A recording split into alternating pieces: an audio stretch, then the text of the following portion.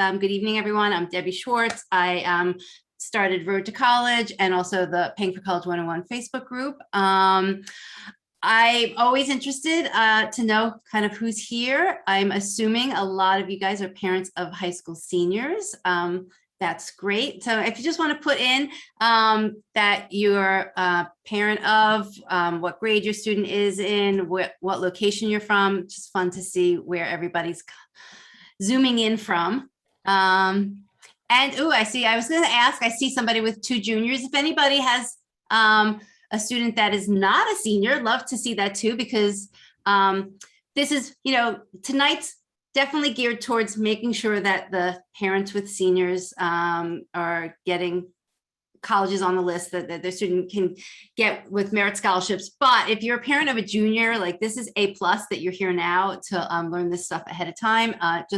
You just have more of a runway to do the research, so you might not feel as crunched. Yeah, all over the place. Illinois, California, New Jersey, great. Minneapolis or Minnesota, Colorado. Okay, excellent. So I'm gonna get started tonight.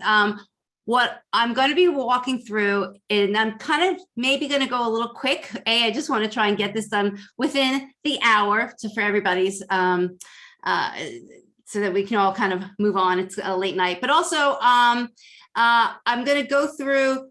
I think most of you, if you're parents of a senior, probably know what merit scholarships are. So that's the first half of this, is kind of what actually merit aid and merit scholarships are. And then the second half is walking you through data that we have and a tool that we have to help the search process just be much faster and smoother.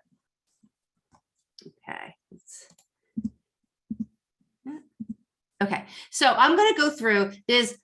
And this is not an official category. These are categories I've made up or other people have also kind of talked about. There's different categories of merit scholarships. And there's automatic merit scholarships. There's merit scholarships that is based on talent. And then there's competitive merit scholarships. And I'm just going to kind of quickly go through what they are. And you've probably, again, if you're a parent of a senior, you probably may have come across some of these. And if you're a parent of a junior, you just know kind of what you're looking at.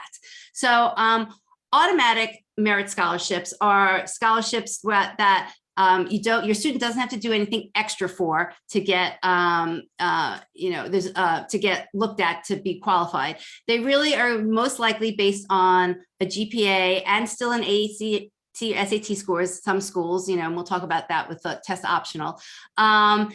It's this idea. It's not just awarded to this idea of top students.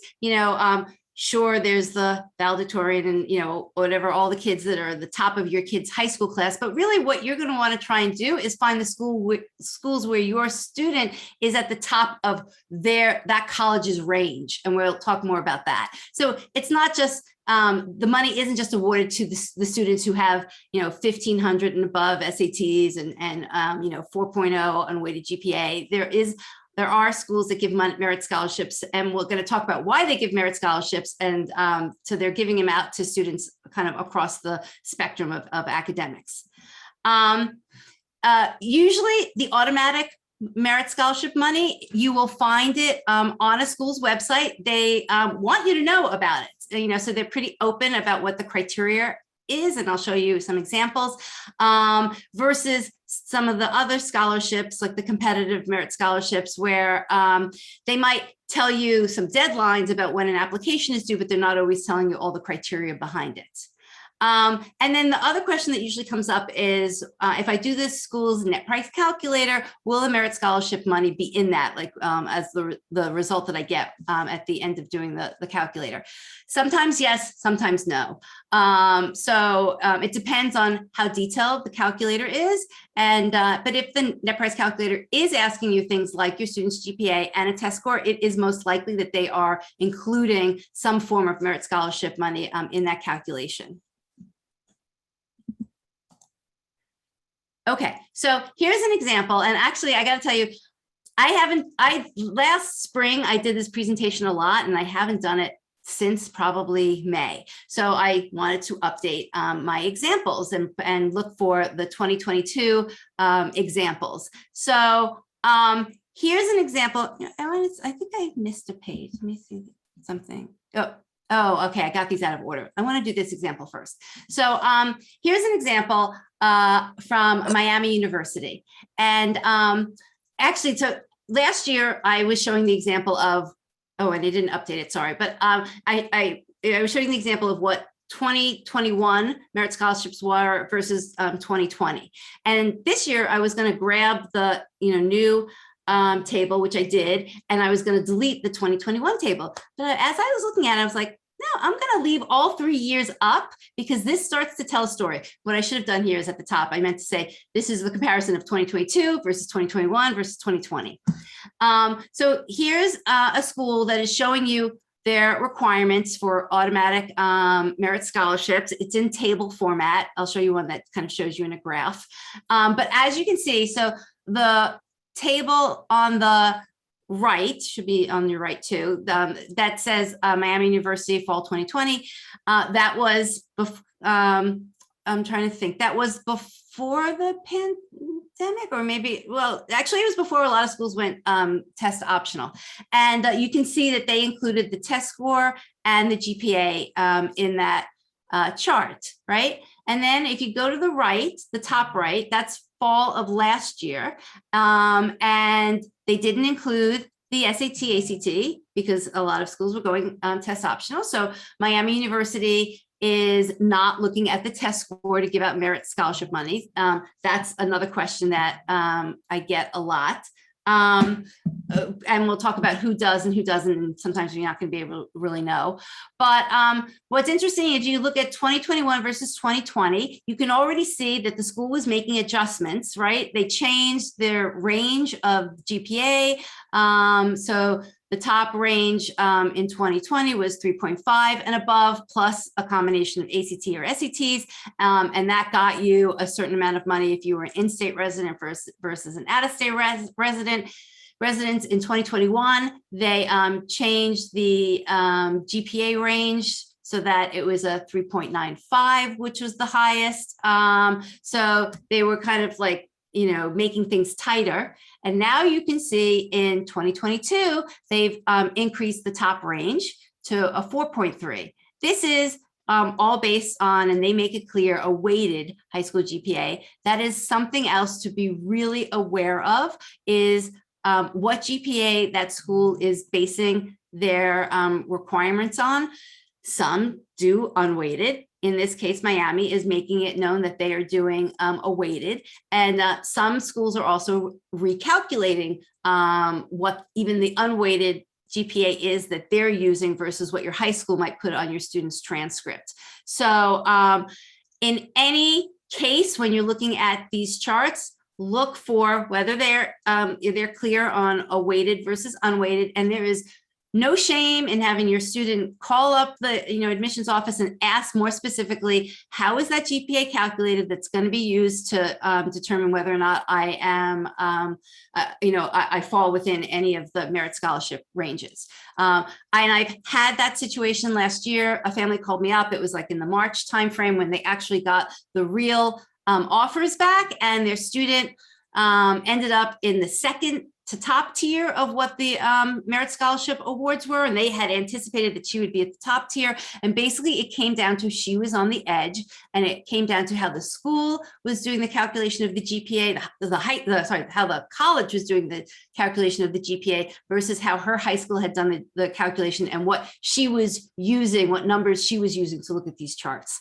So if you walk away with just a few things tonight, that's really important to understand, what GPA number is being used. So again, I just thought that this was kind of interesting, looking at how the school is shifting the GPA numbers that they're going to use to award money, and to some extent, they're also being more specific on the dollar amounts. So they increased the GPA that you need to get for the top award.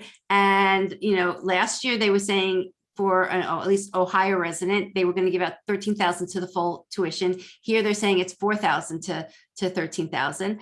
So my point here is that colleges, redo these charts every year, because they're looking at how well did our breakout work last year? Did we get the students that we wanted, for the net tuition that we ended up getting? And, and even if we did, let's fool around with our breakouts. So the other message of tonight is that, colleges are a business to some extent. And I view the admissions office, which it really kind of controls a lot of the merit scholarship money, as the marketing department. They used to be called the admissions office. They still are in a lot of cases. Now they're sometimes being called enrollment management. I come from the world of business. I call them marketing. So, so think about, these are discounts. And just as you would be at, in a retail store, e-commerce place, the company kind of tests out their discounts and to see what's going to pull, what type of a discount is going to pull the customer that they want. Your students, and I don't say this in a bad way, and you should think about it like this: you are the customer, and so what net price is going to make that school attractive to you, and that's what they're fooling around when they fool around with these charts and with these GPA and SAT ranges. Okay. Sorry guys, this is not okay. Yep, this is the right one. So I just showed you that was Miami University. Just wanted to show you another example. This is just University of Alabama. They've been pretty well known, probably, I don't know for how long, definitely 5+ years, that they use their state school, but they use money to attract out-of-state high achieving students. And they're not ashamed to be open about it. And these are their numbers. And again, if you're a parent with a junior, sometimes people do this research, even in 10th grade, 11th grade, that they want to see what GPA numbers, what SAT numbers, particularly a school like University of Alabama is looking for. And so that's a goal that they might have with their student to make sure that they hit, they're working towards certain GPA levels and certain SAT or ACT scores, because, the difference between one level versus another over 4 years could be, $16,000 or more money, amount of reduction in tuition. So again, if you've got the time and you're a parent of a junior, doing this type of research now doesn't mean that your student's going to necessarily apply to these schools, maybe, but it starts to give you an idea of what the target is if you are, and this is not a bad label, chasing merit. If you need the merit money, which, let's be honest, the majority of us do, to afford tuition, you have to plan in advance. So I'm doing the shout out to the parents with the younger students. Great that you're here. You have the time. This is the type of research you should be doing, and you should be working with your students so that they're aware of it. You have to decide from a parenting standpoint about what the pressure is involved. I'm not, and it doesn't necessarily have to be pressure. That's, like a parental decision, but, a student who wants to graduate with as little debt as possible is going to have to be aware that one of the tactics of doing it is getting merit scholarships. And to get the merit scholarships, you do need to have the academic stats in most cases. Okay, so moving on, the other form I mentioned, automatic merit scholarship. Next is competitive. And really what this means is that most likely there's a deadline involved with potentially either applying to the school or also sending in a separate application. And sometimes the schools disclose, how many scholarships they're giving in this competitive category, and sometimes they don't. This is a little bit more of a black box or of a opaque category. You just don't always know how many students are competing against these scholarships, and usually the schools are showing what the dollar amount is for the particular scholarships. But the most important thing to keep in mind for competitive merit scholarships is deadlines. And I'm going to show you, because if you miss a deadline, and they could likely say, sorry, like you might have been eligible, but the deadline's over. And, that word, that deadline concept applies across the board. It relates to financial aid, paperwork. Obviously, it relates to the application. It's going to relate to some of these merit scholarships. You really need to be aware of the deadlines. In our tool, College Insights, we have some deadlines. We don't actually have individual merit scholarship deadlines. We have deadlines related to early action, early decision, and financial aid. But I will tell you that I wouldn't rely, you can like use our tool, or you can use another website as a guide, but you always have to check at the actual college's website to see what their deadline dates are. Because, and I just had it with the school that somebody showed us in our tool. It happened to be Wheaton College in Massachusetts. The source that we get for the deadline information, it was we pulled it, we thought it was accurate. Even their common data set, which so many people rely on, and it was accurate. But the college, between the time that they had released the common data set, which I don't know, maybe might have been last April, and probably in September, they changed their dates, and the only place the new up-to-date dates were on the college's website. So always, look back at the college website, kind of just to confirm, even if you see information on another website.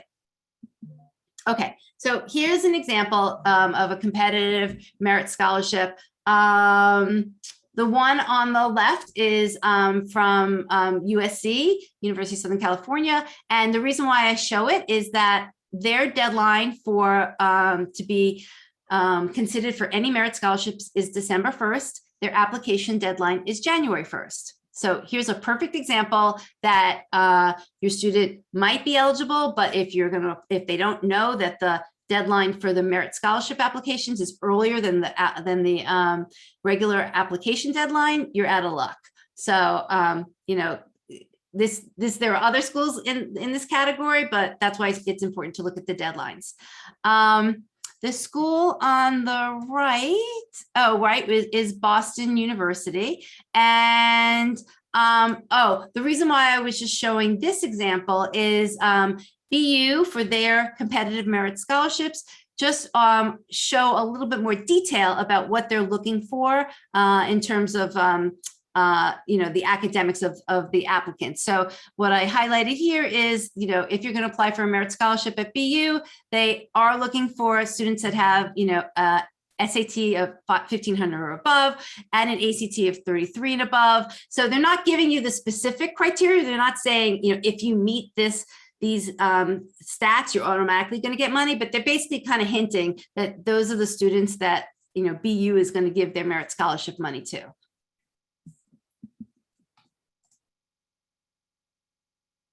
Okay, and then here's another example. The one on the right is from American University. The one on the left is from American University. The one on the right is from Vanderbilt. And these were to show you. So I've kind of showed you that some schools obviously have an early deadline, but these schools in particular have separate applications, and sometimes they have separate essays for the merit scholarship. So again, once you kind of hone in on a school where your student has the potential to get merit scholarships, then you really need to confirm the details with the specific school and go to their website. And also, if things aren't clear, have your student call the admissions office.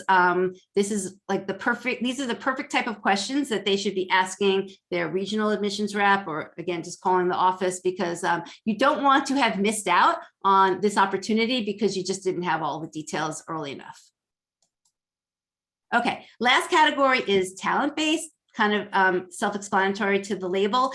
These are for students that might be have a talent in art, music, dance, theater, and usually these types of merit scholarships do require an audition, or if it's art related, you're giving in a portfolio. Again, what's critical to understand for these types of merit scholarships is there's, again, usually a deadline, because in a lot of cases you have to schedule an audition, or the school, has certain weeks that they're offering these types of interviews or auditions, and you need to know ahead of time what that timing is, so that you can take advantage of it. Okay, so I kind of alluded to this, but to give you a little idea of why schools offer merit scholarships, the most basic answer, somewhat, that this has all evolved to, is it is a form of discount. They are using their money because, and let me make this distinction, that merit scholarships come out of what they call institutional dollars. So that's money from the college itself. It's like their personal money, and they are deciding how to spend it. This isn't money that that the government gives colleges to give out for certain types of income-based financial aid. This is money, from either the budget of the school, or it's coming from the endowment, but it's the school's own. It's kind of like if you, from your own savings account, if you were going to give out money, that's the equivalent of where the money is coming from on the college side. So they're using this money strategically to say, we want to improve something at our school. Either we want to improve the caliber of the student that we attract. Maybe we want to get a certain type of student. That's that talent-based criteria. But they're using it to attract a certain type of student, and so that type of student tends to be a student whose academic stats are at the high end of what the school's current range is, because everyone's always trying to inch themselves up in the world of rankings, whether we like it or not. They're always want to try and get a student that's probably at the higher end of the types of students that normally come to them, and they're basically rewarding them and saying, we want the type of student who you are, and we're going to give you a discount in the form of a scholarship to attend here. The two companies that I've listed here, one's called Ruffalo Noel Levitz, the other one is EAB. Not that you would ever come across their names, not that you would even need to know, but I think it's just kind of interesting to understand how the industry, and it is an industry, works. These are two very large companies that work with colleges, multiple colleges, and they are the ones kind of behind the scenes advising colleges on various algorithms, figuring out, if we give the Smith family and their daughter has these stats, if we give them, $15,000, is that enough to entice them to come, to entice their student and the family to want to send their student to our school, or do we need to offer them $20,000 a year? So all of this behind the scenes is happening, with these consulting companies, and they build algorithms for colleges. In a lot of cases, that first round of offers of merit scholarships, it may not even be an admissions officer making that decision. It might be just like an algorithm spitting out and saying, this family kind of fits into this quadrant of what we're looking for, and so therefore we're going to offer them, this amount of money. In fact, there was an article, really, I think about 2 weeks ago, a really in-depth article, and I can't remember the name offhand of the article or where it's from. I can send you links after, but it was more of like a research article that was looking into all of the algorithm work that the colleges now use behind the scenes, and kind of really questioning I guess you could say the ethics of it, but what this was really doing to higher ed. The guy was a really interesting author. I actually reached out to him. I'm going to try and have him on as a guest. It's just a little inside look into what's going on with the way colleges operate behind the scenes that we don't always know about. The other thing I wanted to kind of just point out, maybe it's my personal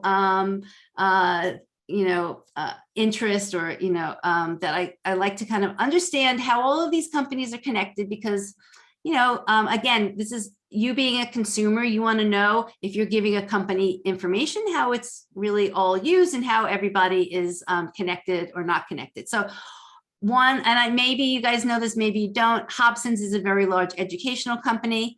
They own Naviance, which again, I would imagine a lot of people here are familiar with Naviance because their student schools are using Naviance as the college admissions platform that the high school is using with the student to, kind of get through the process.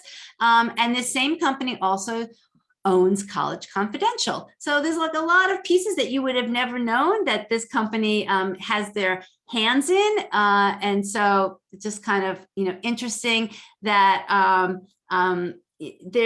there's companies that are trying to get information from your student, from you as a family in lots of different ways. And then they end up using it, in these algorithms, and then you're not necessarily aware that that's going on. Yes. Oh, Kalman. Hi, Kalman. Yes, thank you. It was from the Brookings Institute that did the research. So it was a great article. If anybody can look that up, that would be great, and give the link. If not, I'll send it in the link later. Thank you. Somebody just gave it. Yes, it was an excellent, excellent article. A little scary, but it gives you insight into what's going on. Again, this is just like my kind of corporate connections that I'm interested in. There's a company called Campus Logic that also does a lot of these algorithm work with schools. They just acquired, not that long ago now, it's probably like 8 months or so, a company called Raise Me. I don't know if people are familiar with Raise Me. I wish I could see your hands, but if you want to raise your hand if you've heard about Raise Me yet. I'm not going to say anything good or bad about Raise Me. They actually have this concept of micro scholarships to get students interested in, being more proactive in the college admissions process or doing more in school. But what I never really liked about Raise Me is that they didn't make you aware, they didn't really make your student aware that the information that your student was giving that platform was being shared with colleges. And so it's not surprising that a company now like Campus Logic was interested in purchasing them, because now that company, Campus Logic, has a source of data on students that they can use to, use in different analysis and develop algorithms for. So again, this is kind of like all behind the scenes. I just, everybody can make their final decision about what websites they're going to use, what information they provide. But I just think it's good for people to be aware, and maybe you want to give this lesson to your student about, when somebody asks for information, I always think they should think, why do they need that information? And does the company or the website really need that information to do the work that you're coming to them for? I'll just give you one last example. So I have 3 kids. My middle daughter, when she went to, and she's still in college, but their first year, she joined a sorority, and the sorority had her fill out all these forms. And one of the questions was, what's your social security number? And I said, why does the sorority need to know your social security number? And she didn't know, and nobody at the sorority could tell you why they needed the social security number.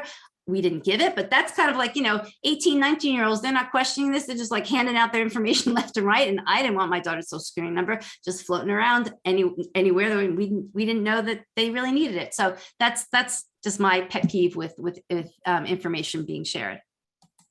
Okay, so how are we going to help you find colleges with merit aid or merit scholarships? The fact that you're here, you need to think of yourself as you're taking control of the process, right? And you're taking control of the process by understanding what the colleges are looking for, and how does your student match what they're looking for. And then you need to look at what the history is of these colleges. So I call it, the financial aid giving history.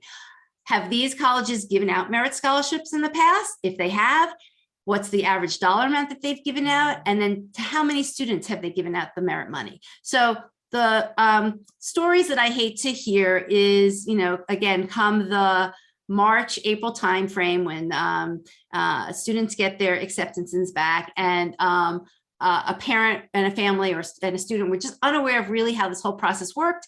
And they say, well, my student got into X, Y, and Z school, but they didn't get any money. Okay. And the most obvious reason why they actually didn't get any money is because they applied to schools that just don't even give out merit scholarship money. So they didn't even understand that first you have to look for the schools that are giving out money. Then you have to look at, does my student meet the criteria, and then how much money is that school giving. So,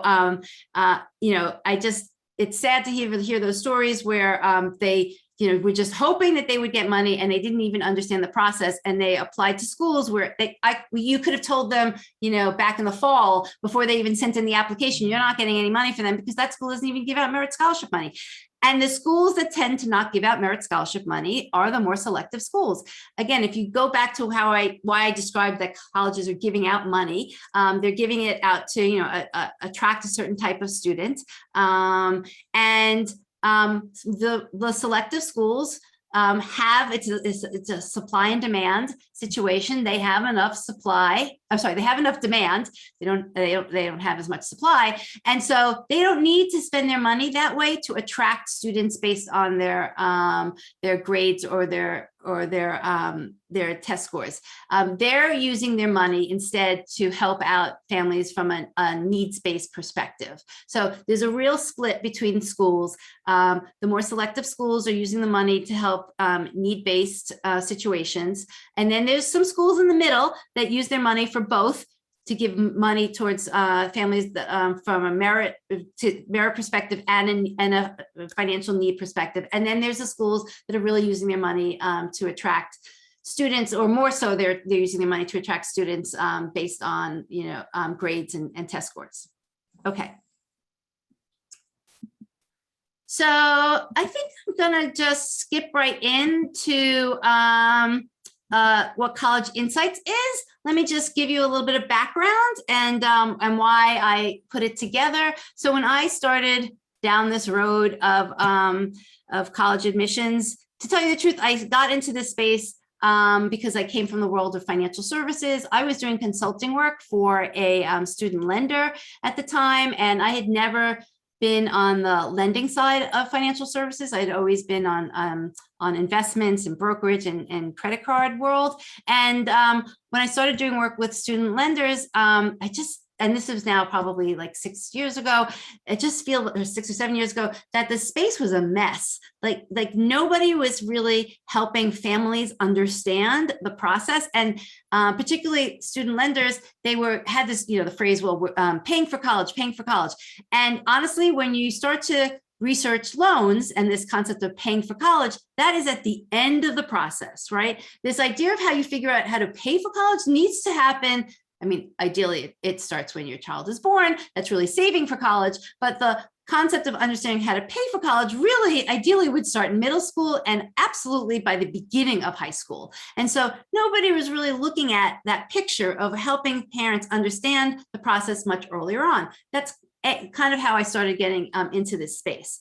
The second reason why I got into this space is that I saw that there was a connection between the admissions process and the paying for college process, right? So not every, but a lot of decisions that are made that you and your student make academically through high school, as I've just explained, it will have an impact on ultimately how much you can pay, or what college is going to cost you, right? So if your student does really well academically, again, from a GPA and an SAT, ACT standpoint, and this isn't to put pressure on them. What it does, though, is it just opens up the options of what's available to them. So it opens up the options of schools that, are probably willing to give them various scholarships, and that brings down your costs. But you can only have those choices if you know how the system works and you are making those decisions earlier on in the process. So there's a definite intersection between an academic decision and the academic process of college admissions and the financial process of college admissions. But you can only make a good connection if you start earlier on and you understand both those roads that happen at the same time. Anyhow, so getting back to this tool, when I started to do research for my own children, what I realized is that there is a lot of data out there, but it's scattered, right? So there's what they call government data, which is in a website and database called iPads. And that has a ton of information. Any school that receives any sort of federal funding in exchange needs to provide the government with, at least twice a year updates of all of this data.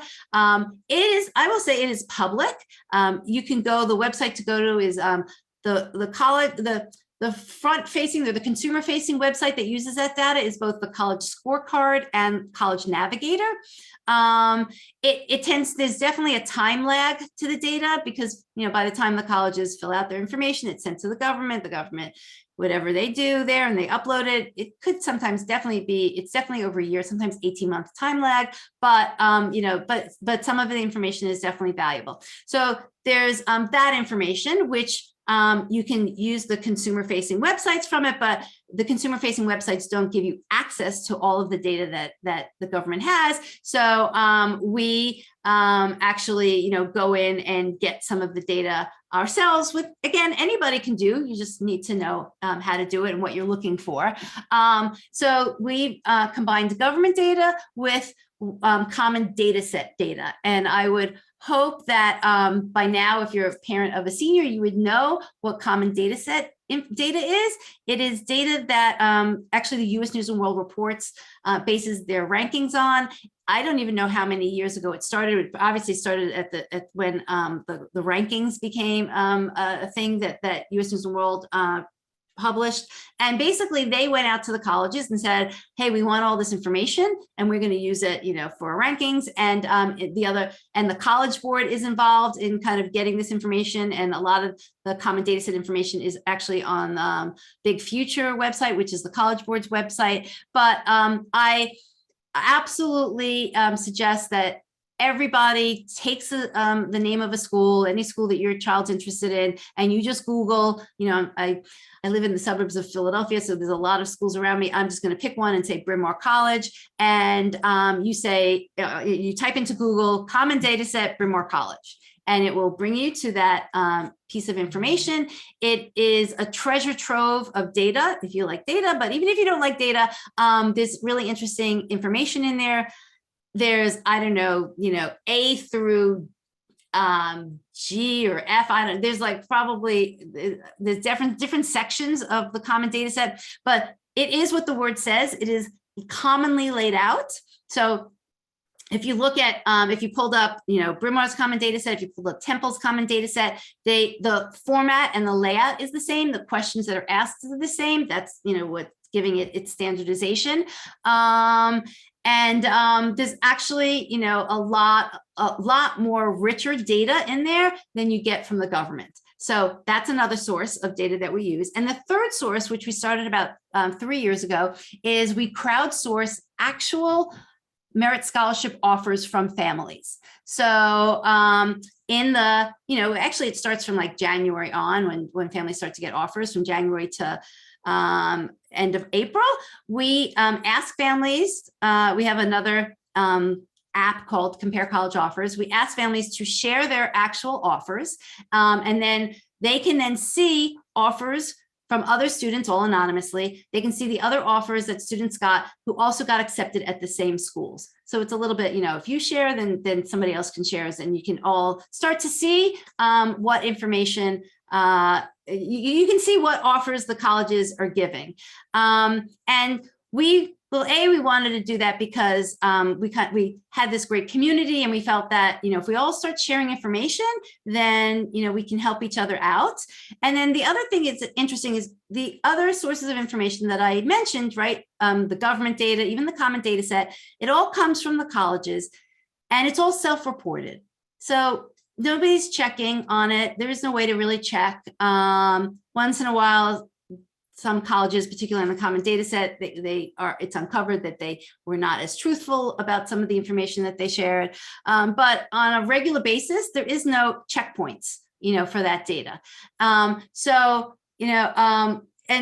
for the crowdsourced data, we haven't yet kind of done the analysis to kind of say, oh, well, so many people said that they got, this amount of money from Grinnell College. So, and let's compare that to what Grinnell is reported. We haven't done that yet, but we just thought it would be interesting when we have a large enough data set that we might be able to do that. But at a minimum, it's worthwhile that we all can share the information, and then maybe we start to uncover how the colleges are really giving out their money. And in the time frame of like, of probably February to April, when your kids are getting offers, and you need to decide, like, how do you know that if your student got a merit scholarship and maybe it wasn't part of one of these automatic merit scholarships, and so how do you know it was a good offer, right? You have no idea.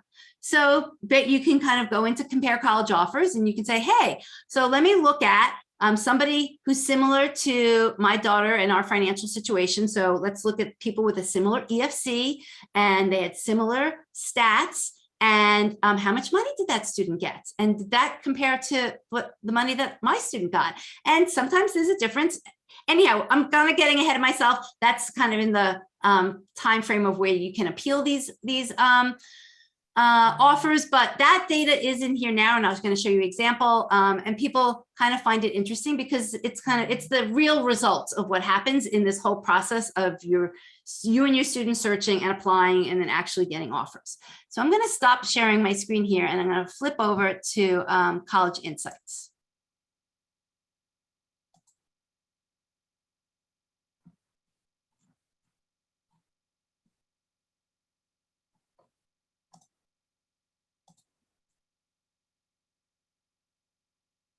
Okay, so can you guys see College Insights? Yep, got it. Yes. Okay, thank you, thank you. Sometimes I never know in Zoom if I've gone to the right screen or tab. Okay, so I'm just gonna, I'll tell you how we kind of changed this, how this works. If you want to kind of see what this is all about, you can get started and just enter in 5 schools, and then you get to see what College Insights is like, and you get to see all the data associated with those 5 schools.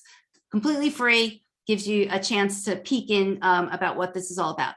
If you decide to upgrade, and it is $24.99 a month, but I will tell you, for families with seniors, I think you guys only need it for a month, right? I mean, you're hopefully there's not that much time left that your students have to even do applications.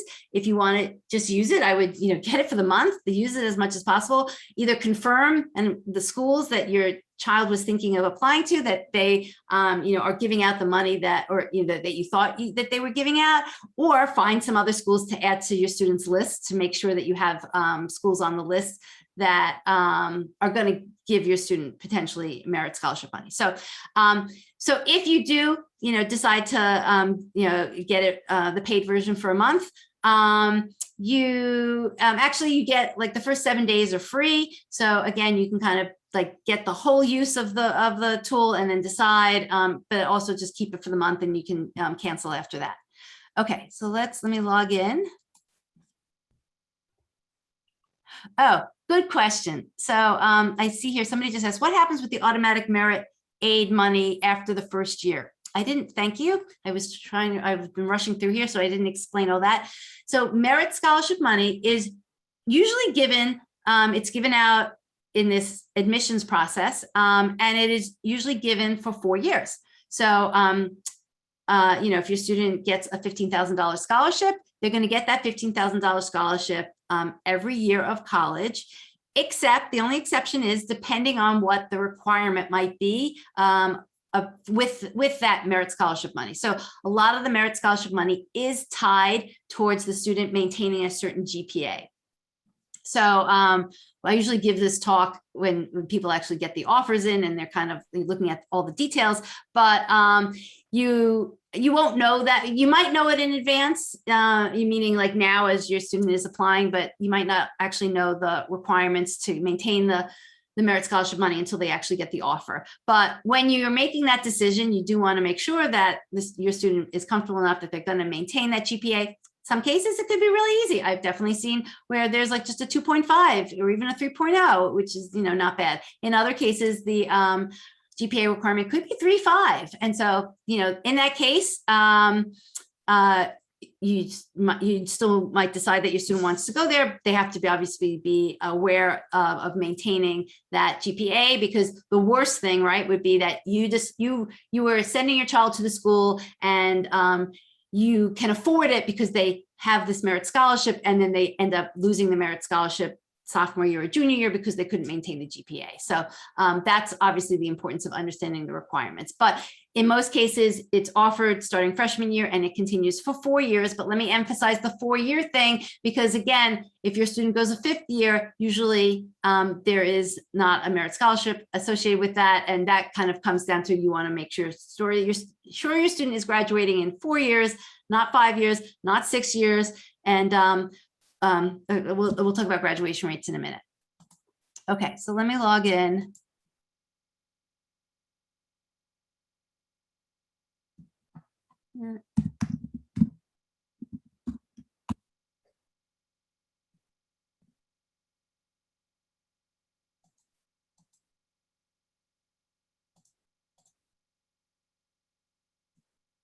So I'll just explain how this is laid out.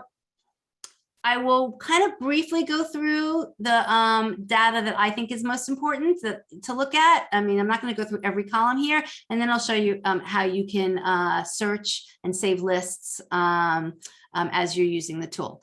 So on the right, there's actually kind of like 3 different ways that you can search. The first is if you'll be able to create lists and name them. If you wanted to, maybe this one list is just all the schools where my student can get a merit scholarship. Maybe another list is all the schools that have a business major, or it could be like my kids list that they're interested in, and it's my list that we're interested in them applying to. So anyhow, you have free range. You can make any types, and you can name the lists whatever you want. You can create as many lists as you want. So that's the first way you can search here. When you've created lists, everybody starts off, if you get to this point, with what we call the trial college list. Those are your 5 schools that you put in when you first tried out the tool. So that's what shows up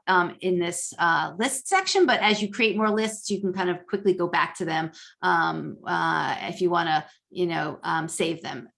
The second area here is you can search by specific schools. So if you are just, want to look up, you just heard about Elon, you want to look up Elon, you can go here, start typing, and you can, select whatever, 1 school up to 5, 10, 20. You can, put in, particularly the parents with seniors now, I would go in and put in the schools that your child is planning on applying to, and kind of like, search them and see all the data that's associated with them if you haven't already done that research on your own.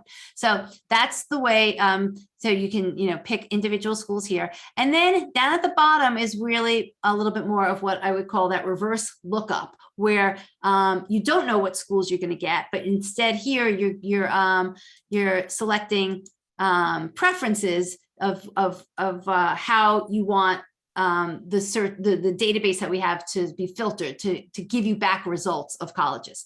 So and you can use all of these preferences, or you can use just 1 or 2 of them. And there's lots of websites out there that give you this ability to put in these different preferences. We actually made this very minimal. But we picked what we felt the preferences are most important that people should focus on to find that list of school where your student has the highest chance of getting merit scholarships. I mean, that's our goal of getting you to that list of schools where your student is in the top 75th percentile, and that school also offers merit scholarships. And then you can research and decide if it's a school that your student wants to apply to. So if that's the goal, we don't have preferences here on, like, does the school have fraternities or sororities? Might be important to you, but I would say that's a 2nd or 3rd level search, meaning if money is the most important, then find the schools with merit scholarships, then dig deeper, which of those schools, have or do not have, a Greek system. So that's why we have just a few different ways that you can filter here. So one way is major. You can, again, if your student has a very narrow or particular major, you want to make sure that that school has it, fine, go ahead. You can, pick, these are, all the majors that schools, give to the government in terms of what they're offering. And you can pick any number of majors and filter that way. We have location. There's two ways that you can pick the location. You can pick by these regions. The reason why we have the regions is these are the way that that the government organizes the data. They have Great Lakes, Mideast, New England. So if you just want a quick region, you can pick a region. You can also pick individual states. Sometimes I do a combination. I will say, New England, and then let's say the Southeast. And then I'll also pick maybe like, California. I'll pick Washington state. And so you can, pick a region, pick a state, pick multiple states, up to you. So school size, we have this scroll bar, and it really, from small to like medium, it jumps by 1,000. And then actually, the large jumps from 10,000 to like 30,000 and 70,000. So, well, because if you looked at the distribution of the schools that are in the U.S., actually a lot of the schools are smaller. They are smaller in size. Those really big schools, proportionally, there aren't that many in the country. So that's one thing. The second thing is the majority. And I should actually get the actual statistic for this, but a lot of the schools that give out merit money tend to be the smaller schools. They tend to be a school that's going to be 10,000 or less. So I say this because, again, think of the world of supply and demand. Well, first of all, the large schools tend to be the state schools. Not every state school is as progressive as University of Alabama. State schools, tend to be very tight on funding, and they usually don't give. They don't usually give merit scholarships. If they do, they're very much on the smaller side. Or they also, if they're giving merit scholarships, they might be giving them only to an out-of-state student, because an out-of-state student is going to come with an out-of-state tuition, and they may not actually be giving as much to an in-state student. So that's one thing. The second thing is, I would encourage everybody to, and somebody I once watched a few months ago kind of used this phrase. I kind of liked it. Just cast a wide net, right? You want to not be afraid of what you find. So you don't want to be like so specific and say, oh, well, I'm only going to look at schools that are 10,000 and larger. Like I don't even use the size here when I'm filtering, because I'm usually most concerned, of the location, and then the stats of finding the schools where my student is in the top 75th percentile. But if size is really important, then go ahead and do it. You might want to, if your kid is going to survive best at a school that's 5,000 or smaller, and these are undergraduate numbers, then go ahead and and use the size. Okay, and then we come to the section on academic scoring. So this is where you can put in your students' SAT or ACT or GPA, and then you can choose whether or not you want to see in the results schools where the SAT range that you've chosen is the average, or schools where the SAT range that you chosen is in the top 75th percentile.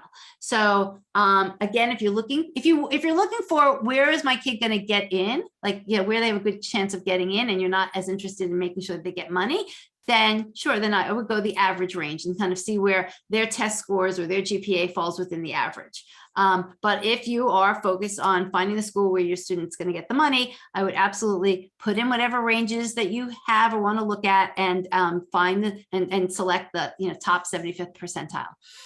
So this idea of GPA, actually, most of the data that we have is from colleges that claim that they are using unweighted GPA. You will see, and we actually have a little pop-up information that some schools, you will see a GPA that's over 4.0, right? And so that's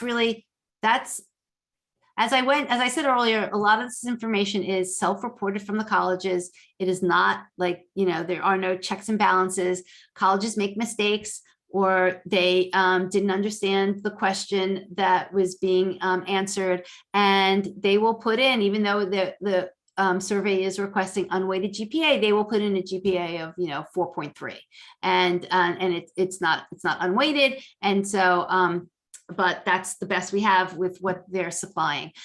There are also a few schools here that have given in their weighted GPA. It's a handful. It's like, probably 2% of the schools here have only shared their weighted GPA, and we have identified that as well. So I know in the world of test optional, not every student is even taking a test, or a student might be taking the test and then deciding not to submit it. That's, perfectly fine. It's, it's a smart decision or a smart thing to discuss. But in a lot of cases, it's put more emphasis on the GPA, which again is good and bad. The thing that's not good is that the way colleges calculate GPAs is not standardized.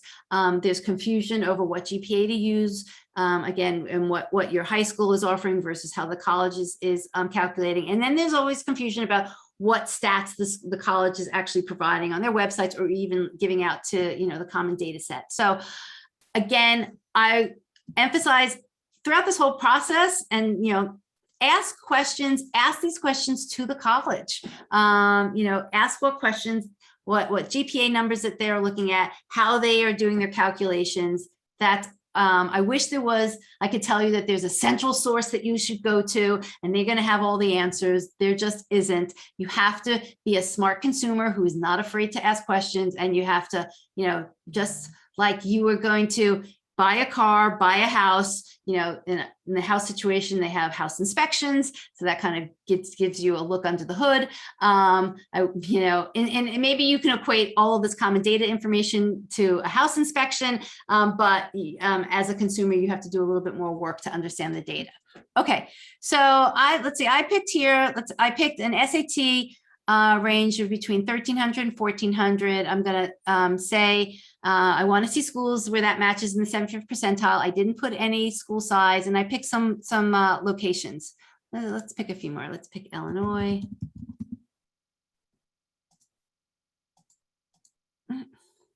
And where else? And we'll pick Michigan. Okay, and let's search. So this list is schools that match this criteria by location, and if we go look, it should match the SAT, ACT scores of the 75th percentile, or in the 1,300 to 1,400 range. So what you can do here is jump to different types of information. So the first tab is your basic information about school profile. Obviously, what type of school it is, that's that first column. So the pillars are public school, the little hat with the price tag or private schools, what state they're in. We give a link to their virtual tour. If you're doing research, and probably the families of seniors, you've done a lot of this research already, but if you're a family with a junior, we're just giving you information so you don't have to go searching the web for it. It's all in one place. So you can click to see a virtual tour. Here's the number of undergraduates there are. We give you the breakout of women versus men. I think I just went by its student and faculty ratio to give you a sense of like the size of the classroom. Sophomore retention rate's actually pretty interesting and worthwhile to look at. The average sophomore retention rate is, I think, they're in the low 80s, around 82%. And that's basically saying how many freshmen are returning to be sophomores, right? And so what we're looking at now in a lot of these schools, 90%, 82%, that's good. 74%, it's slightly on the lower side. But if you saw a school that was in the 60s, I kind of get concerned, because something's not going right there, that a lot of the freshmen aren't returning. Could be for lots of different reasons, but it would, to me, I use this column and these numbers as like alerts. If something doesn't look right, it means you need to ask more questions about what's going on at the school. So the next column is the 4-year graduation rate. I kind of alluded to this fact, but the interesting thing is that the government only requires colleges to share the 6-year graduation rate. So a lot of places when you look at graduation rate, again, you need to be an aware consumer and you need to know over what years is that number? Are they showing me the 6-year graduation rate, or are they showing me the 5-year graduation rate, or the 4-year graduation rate, right? I mean, as parents, I want to make sure my kid gets out in 4 years, right? So I'm very interested in the 4-year graduation rate. I don't care who's graduating in 5 or 6 years, because that 5th and 6th years becomes very expensive. As I mentioned earlier, if you're getting merit scholarships, you're not getting them for past 4 years. And if your student's borrowing money from the government, they probably hit up against their limits. So those are expensive years, the 5th and the 6th year. So you want to obviously pay attention to schools that are putting in the effort to graduate out the students in 4 years.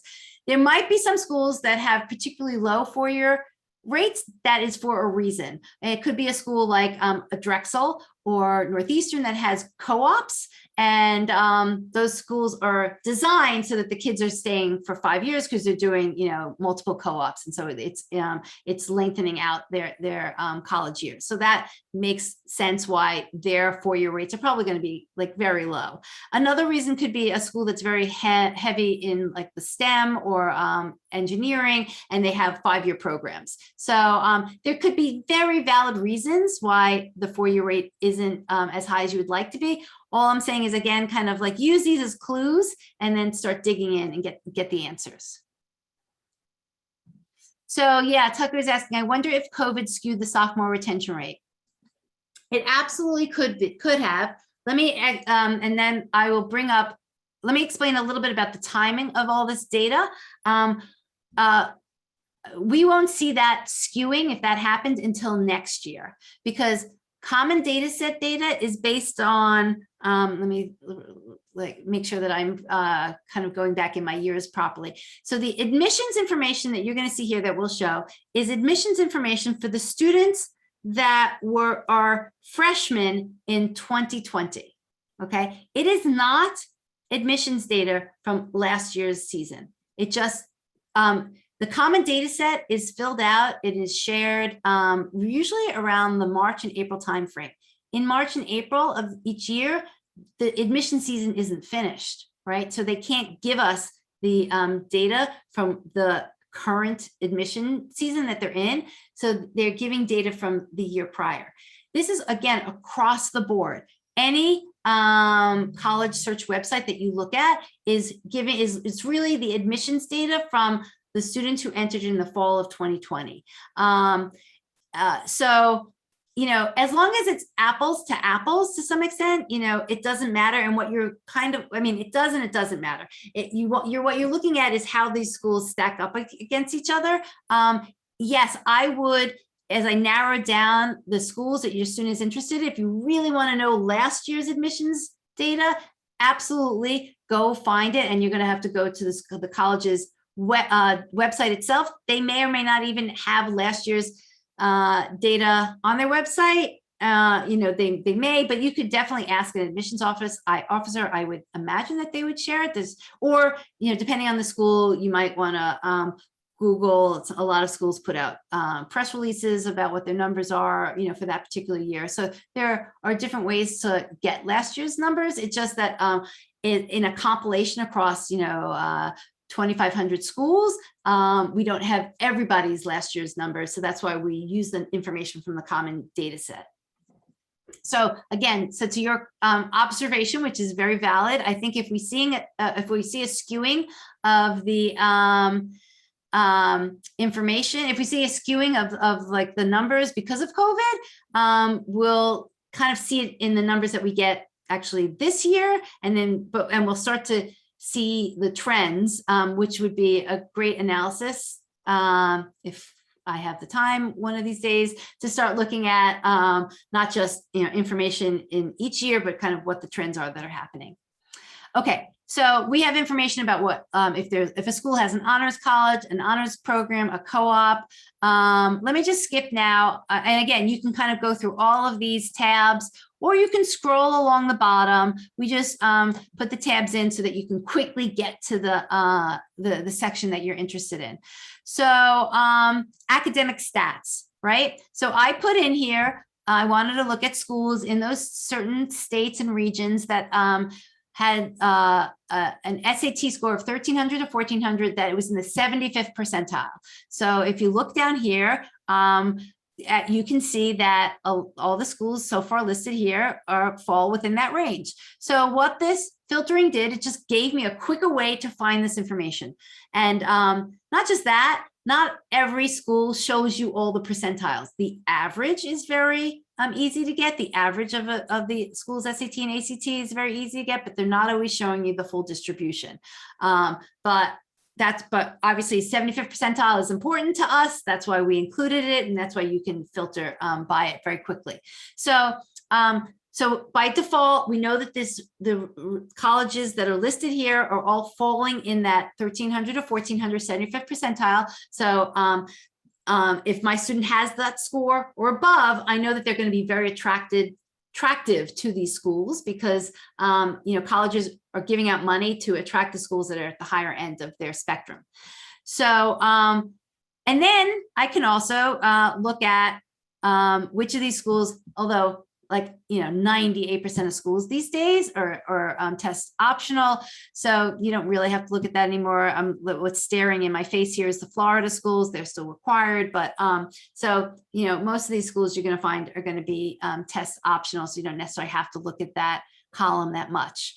So I know that these schools are in my students' academic range, where they're going to be at the top of the college's academic range. So what I'm going to skip to now is merit scholarship section. Okay, so this section here, and if I can enlarge this a little bit, okay, shows you the first column says freshmen without need.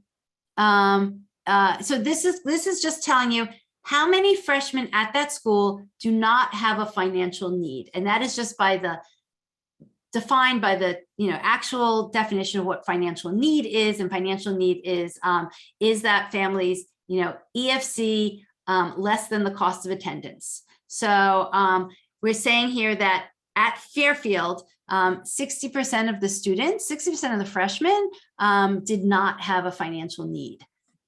It doesn't mean that family can afford to pay for college. It just meant that when the financial aid office is looking at their paperwork, they did not fall into the bucket that said this family has a financial need. Okay. So, and then the next column says, of the freshmen, right, who didn't have a financial need, how many of those freshmen actually got merit scholarship money? Because that's what we're interested in, right? We're interested in the group of people who aren't going to get need-based money. So, we identified who they are by percentages. And then of those people, how many of them how many students actually also receive merit scholarship money? So that's what that next column says. So I'm just going to read across for Fairfield. So it's saying that 60% of the students there do not have need. Of those 60%, 89% of them got merit scholarship money, pretty high percentage. And of the people who got merit scholarship money, on average, they got a little under $18,000. So to me, what this is saying is, if my student was interested in Fairfield University and they had that test score between 1,300 and 1,400, and they applied, there's a really high likelihood that they would get this $17,000 or $18,000 in merit scholarship, and maybe even more. Okay, so actually, and here's the crowdsourced information. So this column, crowdsourced merit-based scholarship offers, if I click on it, this is what's now showing me the actual offers that people shared that their students got last year. So we have 2 years of data. We actually have 3, but we only show 2 years at a time. It's not worth really kind of going back to the 3rd year, because these things are changing so often. So as you can see from the beginning of the presentation. So last year, 39 families shared the offers that their student got. The year before, we had 14, because each year this is becoming more and more popular and people are willing to share their information. Again, all anonymous. Nobody, there's no reason, we never share anybody's emails from this. You as a user, you don't know who this person is. All you know are their stats. And this is organized by EFC range. So if you're a family with, looking for merit scholarships, you're probably at the higher end of EFC range. So let's go. Let's say we had the EFC range in the 30s, maybe to 40,000. And so now, what did we say? That the average merit scholarship award at Fairfield was about 18,000. But you can see here that some students are getting less, right? Here's this one student here who got 12,000. But if you look at their SAT, they're below the range that we looked at. So the student still got money, but they didn't get as much because they weren't maybe in that 75th percentile. But other people got more. So this student got 22,000, this student got 25,000, this student got 26,000. So this is not precision. I will limit, because we don't have enough data here to make it statistically significant to tell you some of this, the results. But it's giving you a peak. So we gave you the average number, which was 18,000. But is this kind of, implying that if your student is significantly higher than the 75th percentile, there's a good chance that they would get more than the average. Again, that average is a blend of students across all of the merit scholarships that they're offering. So the actual offers here, it just gives you a peek into what students are getting, and then also what their stats are. And sometimes you see that there's a little bit of a trend that students got more or less if they applied early action. We tended to see last year that actually students got more money when they applied early. And that's our push for why we're doing this tonight, is we want to make sure that if there are schools that you can add to your students list that are early action, which to me are a no-brainer, and your student can get merit scholarship money at it, and even better, maybe they don't even have to write another essay. They can just use the Common App essay. Add that school to the list, right? Wouldn't it be a great feeling to know that they got in someplace and they got money, and that, maybe by early January, and all you had to do is do some more research and add a few more schools to the list, and they didn't really have to do that much more work. So that's why I'm doing this presentation tonight, so that you guys still have the chance. Let's say the 14th, you still have about 2 weeks before the November deadline. There's some schools have November 15th deadline. So take advantage of the time. So that's the crowdsource data. And so going back to this idea, one last thing, the column that says merit scholarship categories offered. If you clicked on this, I guess I'll just click on it. It will bring you, this is again, just a time saver. It brings you to the Fairfield University's website, on their webpage, where they talk about their scholarships and grants, so that you can get all the details that I talked about earlier on that you need to be aware of. So that's just a little time saver to get you to the actual college website.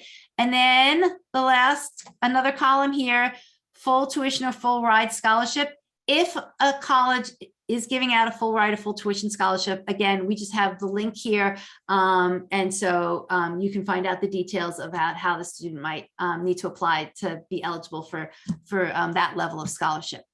So last thing I want to show is deadlines. So now we've narrowed this down. This is, again, the list of schools where that student's stats are in the top percentile. And now we've looked at, what I could do here is, sometimes what I do is I sort that little arrow. You can sort the columns. So actually I want to sort it the opposite way. I want it to be from, sorted the wrong column. Actually you can sort both columns, but sometimes I might sort this column that says average merit aid for freshmen with that need, because I want to see within these results, which schools are giving the most money. Look it up there, University of Miami. Oh, no, actually, let me scroll up. Hendrix College, Kalamazoo College, they're giving on average, $32,000 to 97% of the students that don't have any financial need. Those schools are very generous. Again, your student may or may not want to apply there. Now you need to go dig in and look at the majors or look at the website of that school, but at least you have an idea of which of the schools where your student is, falls at the top range, and which of those schools actually give out money. So related to early action, what I would then go do now is flip to the deadline section and say, which of these schools have early action, right? Look at all these schools, they have early action, November 15th, November 1st, December 1st. So Wheaton, December 1st, we actually did update Wheaton. I told you that was the example that we found that the deadlines were incorrect. If my student is interested in Wheaton and the Wheaton's giving out money and it's an early action school, again, like add it to the list. Don't you, my hope is that come the April timeframe, right, or March timeframe, when your students get offers, you want to have options. You want to have, a few schools to choose from. You want to be able to choose from them because of their academic environments, their social environments, but also what their costs are. You're only going to have those options if you put the colleges on the list now for your student to apply to. Once deadlines pass, you can't wish your student had applied to a school. It's, you've kind of missed the opportunity. So that's kind of about it. I'll scroll through to look at some questions. The only other thing I want to mention is in the case of even if your student has taken a test, but they're not going to submit the test, I would still maybe use it just for searching purposes. We have here GPA. You can search by GPA. Again, I definitely search by GPA. It's a little bit less reliable just because of the way that colleges are giving out, and there's no standardization about the calculations.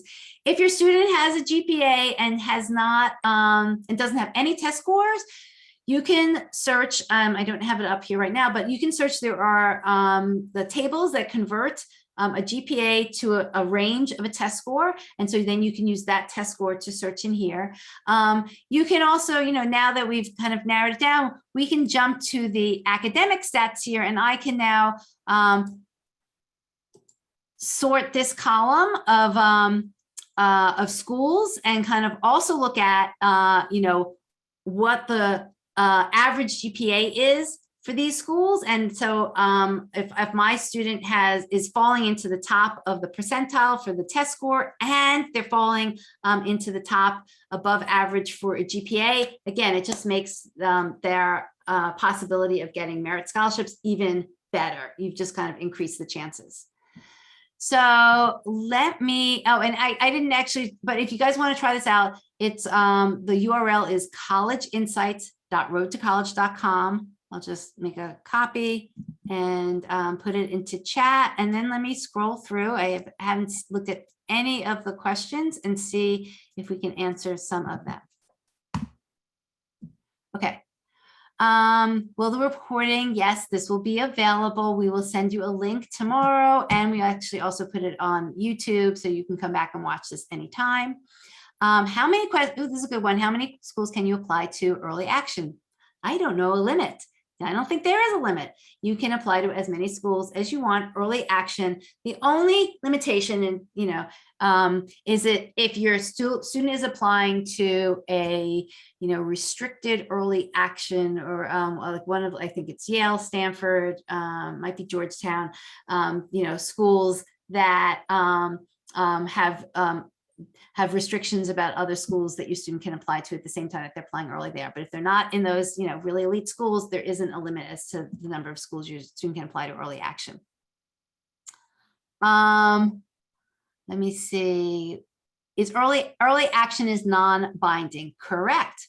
That's why I'm encouraging you to find those schools that have the potential to give your student money. You have no obligation, your student has no obligation to actually attend.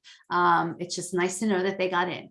Early decision, yes, there is an obligation that they will, if they get in, that they will attend. Do you need to have the FAFSA submitted to receive merit scholarships? Another really good question. Maybe, some schools do ask to have that you submit the FAFSA before you, as part of their process before they award merit scholarships, and other schools do not. So my best answer is to ask the school to double check. I have heard that the schools that ask the users to submit the FAFSA, it's really that they want to be assured that you don't have any financial need before they give you the merit scholarship money. They also, I don't know really honestly why they want you to have the FAFSA submitted for merit scholarships, but some schools do ask for it. Do early action students get more money? We don't, this isn't, I can't statistically or absolutely prove it, you know, anecdotally last year, yes, I heard a lot, students who kind of shared their offers. We did see that students who applied early got more money, and the rationale was that the schools that were giving out more money to students who applied early action was because they wanted those students to make decisions, and they thought, well, if we gave them more money earlier on, maybe they would just say, I want to finish up this process. I'm willing to just commit to you early. So we've seen it. It tends to go in that direction. Doesn't mean it's an absolute, but and I've also, you know, seen at the other end that if students hold out and they don't make decisions about where they're going to go to the very end, they also, you know, have some leverage in negotiating, getting money from schools at the end of the process, as schools are kind of figuring out what their yield is and how many students are actually coming. Do chances of merit aid decrease if you don't submit SAT, ACT scores, even at test optional school? Such a great question. I wish I had the answer. I gotta tell you, in some ways, we just don't know. I am hoping, quite honestly, if we get a big enough data set of people sharing their offers this year, that's a question we can answer.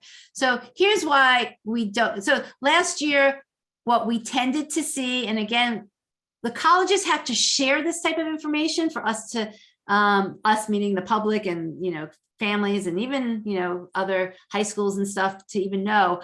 The colleges have to share the results for us to know what really happened. So unless a college is going to tell us how many of their students, how many of their applicants applied with and without test scores, and then how many of the students that were accepted with and without test scores, and how many of the students that were accepted with and without test scores got money. Unless the school shares that information, we can't know. Again, only potentially if we get enough crowdsource information, we can basically kind of back into those numbers. So I can't really say. I think I really did see that, you know, students without test scores still got merit money last year, without a doubt. Did they get more or less? I can't say. You know, again, I heard anecdotally at some schools, some students got more money, you know, with test scores, but versus others, but I can't give you a definitive. I mean, across the board at the more selective schools, they did see that students with test scores seem to have been accepted at a higher rate, but that didn't necessarily relate to your money question. Okay. What else do we got here?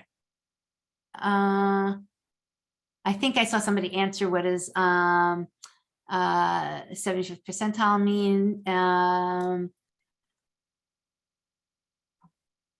Oh, is there any way to see who offers automatic merit in College Insights? No, there isn't. That's a really good suggestion. We probably can work on it next year. It's just honestly a time issue of you know, there is no source for that. So we have to go school by school and start collecting that information. But I think we're at the point where we could probably start doing that. And that would be a really good addition. So we will work on that.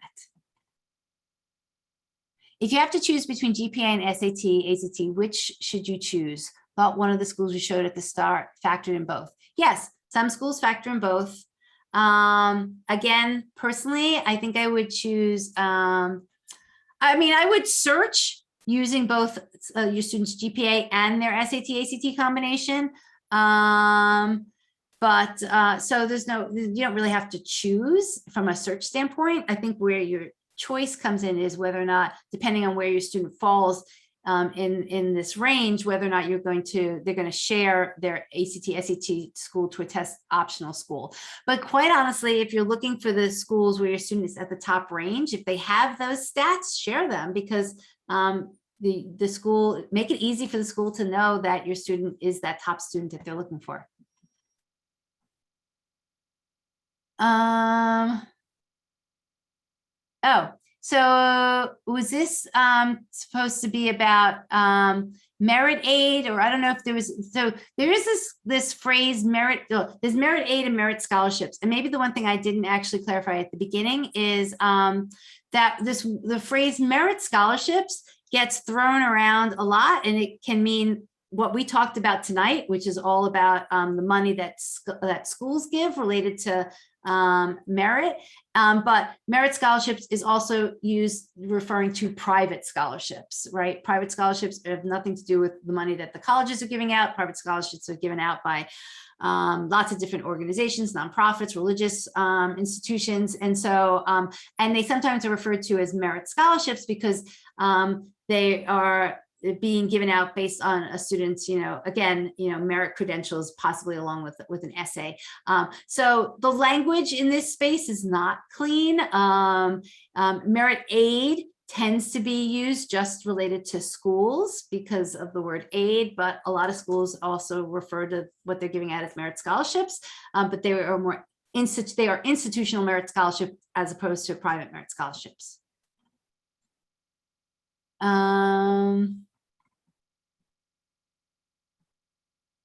If you get a presidential offer, do the offers stop there as a general for most most universities? Yes, usually that's what they name the top scholarship, presidential. So it's just a naming convention. So I'm so sorry if you guys were in the waiting room. I was hoping that somebody would help let everybody in, but if you missed some of this, then you will get a link to the recording, and you can watch it over and go or speed through it. So hopefully you will still get the information that way. Both my kids, so thanks for sharing. Both my kids got merit scholarship. They just have to keep up the grades and be above the threshold, and they're fine. So that's all you need to know. You just want to know what those requirements are before you commit, or your student commits to it, so that they know that they can achieve them. Okay, I will scroll through these questions and maybe summarize some of the answers in a follow-up email, which you'll get tomorrow with a link to the recording. But I hope that this gives you guys a direction in which to move and search and find scholarships. Find colleges where your student can get the merit scholarships. And again, the reason why I was really hoping and pressing to do this in this time frame is you still have at least 2 weeks, maybe 3 weeks before some of these early action deadlines, or maybe even longer if some of them aren't more towards December. So find the schools where your student can get merit scholarship money and they have an early action, and just get that information early. And, you'll just have more options at the end of the process. And hopefully you'll also feel a little bit more relieved when you get that information earlier on in January, as opposed to having to wait until the March or April timeframe. Okay. That's okay, Joanne. Thank you for helping out. Sorry, it's okay. We'll probably do this presentation again at some point, but there's a recording so people can watch it if they didn't get to see the whole thing and they were in the waiting room. But thank you guys, and reach out if you have questions, and good luck. I'm always very interested in hearing about how the process goes for you and your student. Share within people in the Paying for College 101 group. Please share obstacles that you run in, or share information that you found out that was interesting, and share your results, because we want to celebrate with everybody or help you make decisions. And there's a lot that we can learn from each other. Okay, good night, everybody. I gotta stop sharing, and take care. Families of seniors, I know the next 2 weekends, crunch time. My senior, actually last year was my youngest, and he was a a senior, so I am officially done, but I'm all in it with you guys, and I know that those 2 weekends before the first deadline of November 1st, I mean, that's all we were focusing on, to do our own paperwork and to help my own son, finish up. So you'll take a deep breath, after November 1st, and then hopefully, your student will get into it. Maybe enough schools will reaction that they feel like they won't need to do a regular decision, but at least, again, I want everybody to have options, so you'll have options. Okay, I'm signing off. Good night, everybody.